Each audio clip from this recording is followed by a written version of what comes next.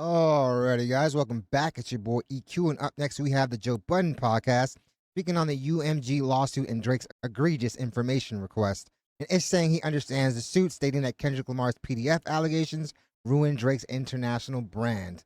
And I know you're a seasoned cult member of the OVOites who pouts anytime a Kendrick Lamar record is played on the pod, but Drake has done more harm to his own brand than he could ever blame Kendrick for, and crying about that PDF bar is wild when he himself invited Kendrick Lamar to speak on it, literally verbatim. It's like someone ordering something at a restaurant and being upset when it hits your table. Just plain egregious behavior and wildly hypocritical when you yourself have levied those same type of allegations on another rapper in another diss song, literally at the start of your career. And I know to many, Drake has become a laughing stock, but how can you claim it stopped your money when you just had a #1 album this year, still getting crazy streams, playlisted to the gills, and still booking tours? At this point, I think Drake is just resentful over the fact that he doesn't own his masters. But guys, that's the trade-off you make when you take the bag over ownership. You can't cry about ownership if you willingly gave that up, because no one's forcing you to sign. You knew the terms before you signed, especially with the attorneys that he had. And that's coming from a person that has signed a publishing deal themselves. I've been signed for like 4 or 5 years, and you give up a lot for those contacts, for that network. And at this point, Drake, you're honestly just asking the court to beat Kendrick Lamar for you, something that you obviously couldn't do on your own. But the judge overseeing the case is fully aware of the situation and the high levels of hypocrisy. No one put a gun to your head, but if you want the money, the business contacts, and the front page of Spotify, you're going to have to give something up, because these conglomerates aren't making you a star from the kindness of their hearts. They're in the business of making money through music. It's not a charity. I mean, no one forced you to re-up on your deal. Obviously, that bag was way too enticing. But enough dilly-dallying, let's jump right into the video, where we have the Joe Budden podcast speaking on the UMG lawsuit and Drake's very egregious information request, and Ish saying that he understands the suit, stating that the Kendrick Lamar PDF allegations ruined Drake's international brand. So on brand for Ish. Again, guys, I'm going to reiterate, if Drake would have handled this with a little more class, a little more gracefulness, he's probably not in a situation where his reputation is in the gutter. We can all look at somebody like a Jay-Z, who obviously lost his beef with Nas, but look where he's at right now. He's a billionaire businessman and still highly respected in the rap game. But listen, but back to the subject at hand. I think that I think he's just fighting two fights. I think one, you embarrassed me nationally, internationally. So now. But what does that have to do with UMG artificially inflating your case? You just have a bruised ego. I'm gonna get you back, right? I'm gonna spend any expense I can to personally get you back. Yep. And then I think he's fighting a totally separate fight with UMG, and I think they just intersect. And I think his goal with and that's the issue. The case isn't about you feeling bad about losing and getting your ass kicked. Universal is to get my masters. Yeah. I'm gonna sue you to the point where our settlement gonna be my shit. And I was looking at, that might be the start of the beef, because I was wondering how, because his masters were with Young Money. Right. And Wayne sold Young Money, sold all of their masters to Universal for $100 million. Which Lil Wayne has every right to do. Drake, you signed your masters over to Lil Wayne in that deal. So while Lil Wayne could have given you the heads up for you to go and try to buy them yourselves, at the end of the day, UMG would not have been as interested in buying those masters if Drake wasn't part of the deal. So now it's like, oh wait a minute, you sold my shit to them. Like, I might have tried to buy my shit. I could have bought my shit myself. I could have bought my shit. I'd have gave you 150 for my shit. Let me ask you a question about It's just throwing numbers out. Drake, because I'm trying to get into the psychology of Drake. You said there's two fights. I agree with your assessment. The second fight I get. The first fight against Kendrick, do you think he's consciously doing that? Do you think he's sitting in his house like, I'm gonna get him back? Yes. Nigga. Yeah. 1,000%. What? Then that's my nigga, you broke my spirit, you broke my ego, you broke my public It's just speaking as if this happened to him. Image that I had in a worldwide sense. Well, why we act like he also doesn't have the fan base to support that type of thinking? Like, it's not like the whole world is saying you bugging out. A lot of people think that he's still in the right and should that be is true. All we gotta do is look at any comment section, but it's not as vast as you would think. It's actually the minority now. I feel like the masses are calling Drake out on his hypocrisy. like that. That is true. So even while you have the other people saying shit, you can block that out by your fans standing by you and say, nah, fuck that, you were right, keep killing. It's just so not hip hop. I mean, again, It's not hip hop at all, I have no. I don't think he cares about that. This is past hip hop. And it's hard for me to believe because Drake loves hip hop. I think he does. Drake cares so much about legacy and image. He cares more about his legacy and obviously the bag. But again, no one forced you to sign those deals. After you got out of your first deals, you could have easily went independent, but you chose not to. You chose to still have the big machine behind you. because there's obviously a lot of perks when it comes to having that type of machine behind you. So you can't have it both ways. I'm fucking with my legacy. You fucking with my legacy by calling me a pedophile to the entire planet Earth. And it's almost, the song is so big that niggas kind of accepted it. The narrative. Why not just make another song? The song didn't make anyone accept those PDF allegations. Again, Kendrick Lamar didn't make any of that stuff up. Drake has had stuff follow like this for honestly his whole career. I mean, you had him at 24 years old, bringing up a 17-year-old girl, making inappropriate comments about her body and then kissing her. So no one's making you do that. No one's forcing you to do any of that stuff.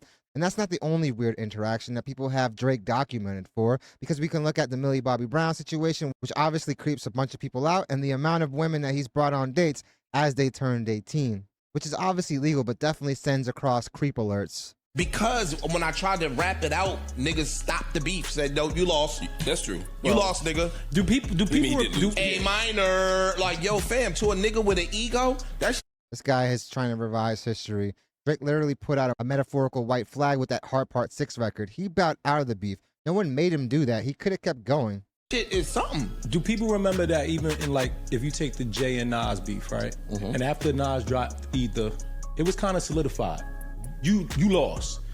Jay still dropped some fire bars after that, and it was just no one cared. Nobody it's heard. over. Yeah. Like at this point, The narrative had been formed. the narrative's already formed. That's true.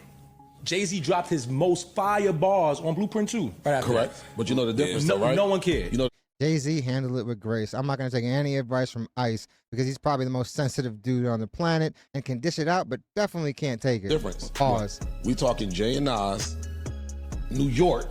I mean, granted, the rest of the country hurt. Pre-internet. Right. True. This was performed at the Grammys, won all the awards and the Super Bowl, and my whole argument is y'all artificially inflated that record to even get to that level. But here's my problem with it. Bam. There's been other records that tons of money have been involved, and it doesn't mean anything if the public doesn't respond to it. That record didn't have some crazy rollout. It was put out literally by surprise. The streams that record had within the first 24 hours were record-breaking, so you can't go and claim that was UMG.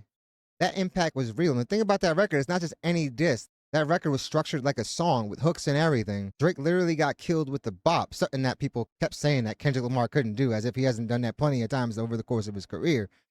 But like I said in the intro, this is the music business, and hit records get pushed. Kendrick Lamar is not the only one. Drake has benefited from the very same thing, from those very same tactics that have been industry standards since like the dawn of the industry. And like I said in my last video, you shouldn't be throwing stones if you live in a glass house yourself. I think that Drake is single-handedly trying to change the outlook of hip-hop. I mean, there's certain principles that, you know, is conducted in hip-hop, meaning that when there's a battle and diss records, you say, you know, Biggie said what he said, you know, you let it lie where it lies. I have to look at how you were raised in order to even understand what's being done.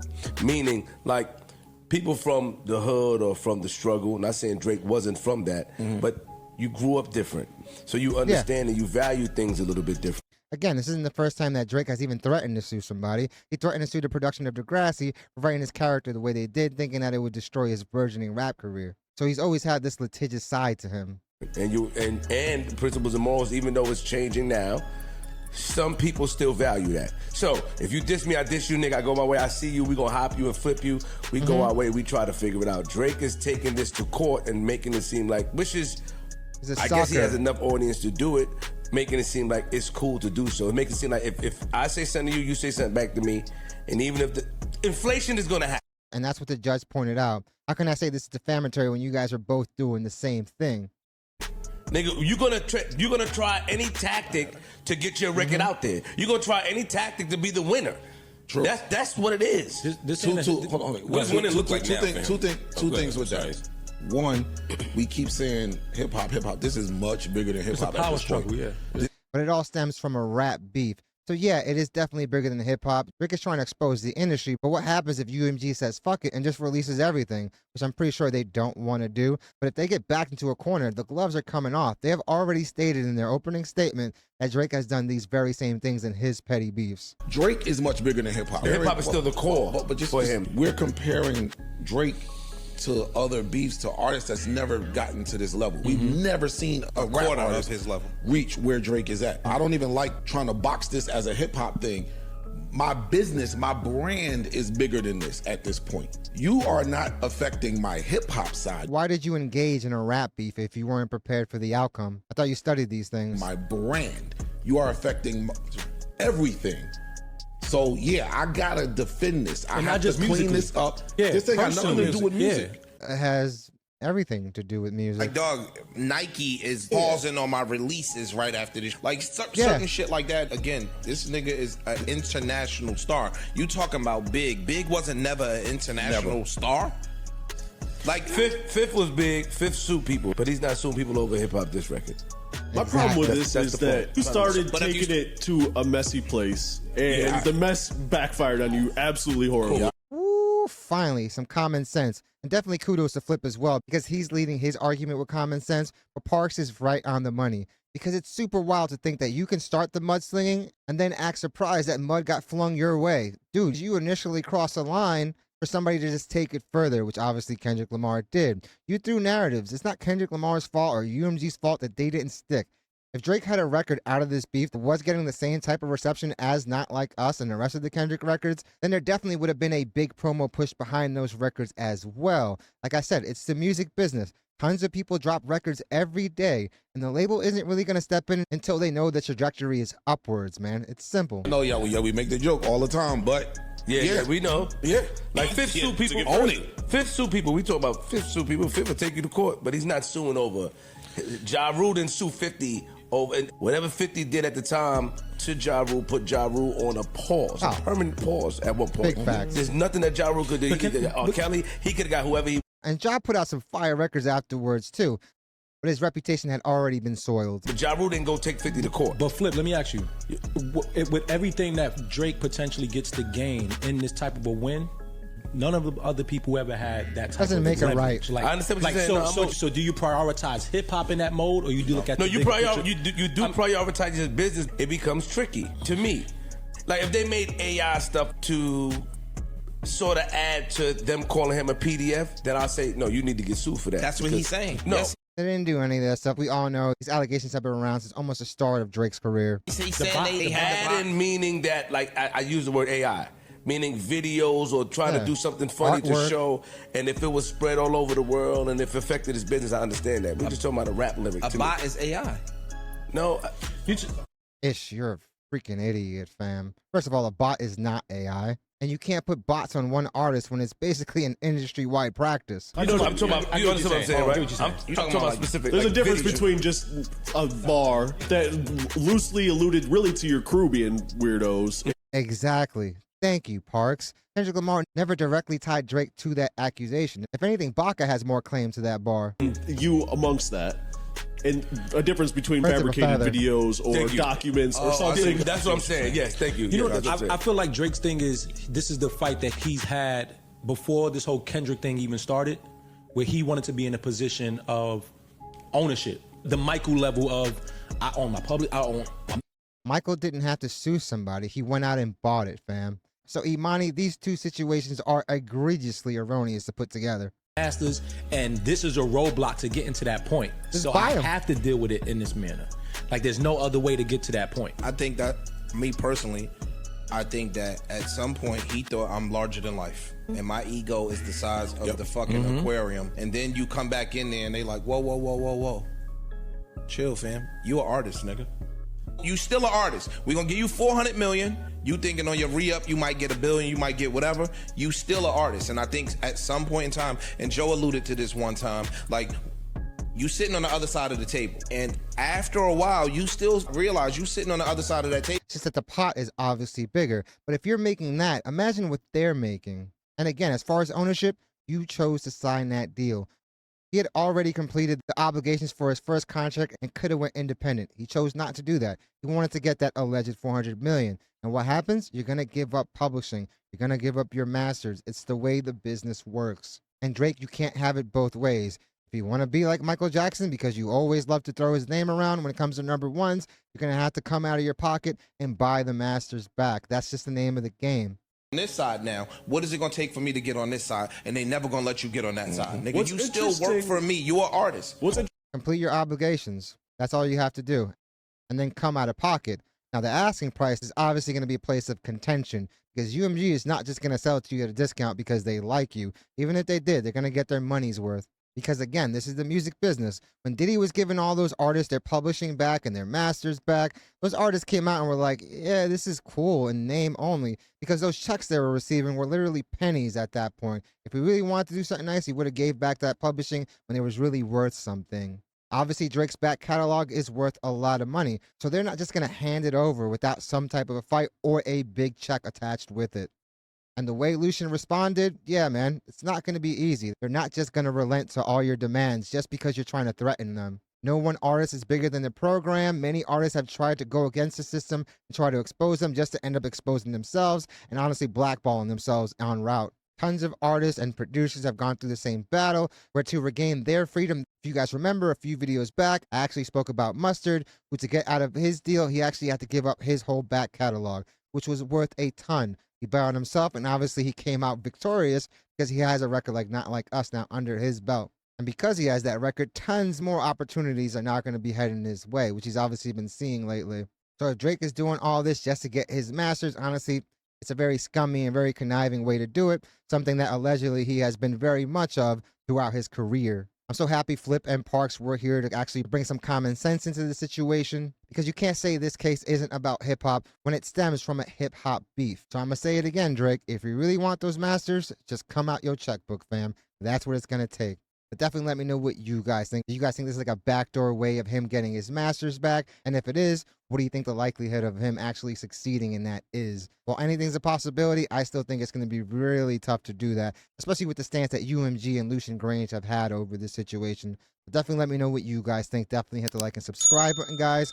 It does the channel wonders. I really want to thank you guys so much for continuing to make this channel a part of your day. It honestly means the world to me, and all the love and support that you guys continue to show this channel on a daily is honestly overwhelming and probably the biggest reason why I make these videos. So I really want to let you guys know how grateful I am for all of it. Guys, a big shout out to all those that have been joining YouTube memberships. Small way to support the channel, but definitely goes a long way in helping out. And also a very big super thank you to all of those that have been sending super thanks. This last month has been record setting when it comes to super thanks. So again, guys, I'm so grateful for all of it. I'm definitely looking forward to your takes on this topic. Hope you guys love this video, and I hope to see you guys soon. And Ish acts like he's the one trying to get his masters back.